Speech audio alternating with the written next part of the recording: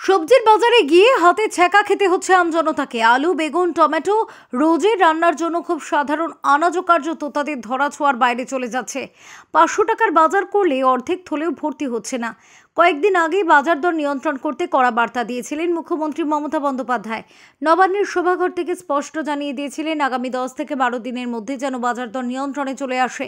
কিন্তু সেই বার্তায় কি কাজ হয়েছে?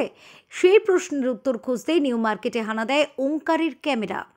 সোমবার নিউ মার্কেটে শসা 50, লঙ্কা 80, চন্দ্রমুখী আলু 40 টাকা, জ্যোতি আলু 35 টাকা, টমেটো 60 টাকা, রসুন 160, আদা 130, ঢেঁড়স 80, পটল 35, ঝিঙে 65, ক্যাপসিকাম 100, গাজর 60, বিট 60 কেজিতে বিক্রি হচ্ছে। মুখ্যমন্ত্রীর নির্দেশের পরে বিভিন্ন বাজারগুলিতে অভিযান চালাচ্ছে টাস্ক ফোর্স। এদিনও নিউ মার্কেটে দেখা মিলেছে টাস্ক ফোর্সের প্রতিনিধিদের। তবুও বেশ কিছু সবজির দাম এখনো মধ্যবিত্তের নাগালের বাইরে। বিক্রেতারা বলছেন বাইরে থেকে যে সবজিগুলি আসছে মূলত সেগুলিরই দাম বেশি, যদিও গত এক সপ্তাহে দাম কমেছে অল্প কিছু। বাজার করতে আসা রসিক বাঙালি বলছেন সবজির চেয়ে মাছ মাংস খাওয়া তাদের পক্ষে বেশি সস্তার মনে হচ্ছে। শেখ এরশাদের রিপোর্ট, ওঙ্কার বাংলা।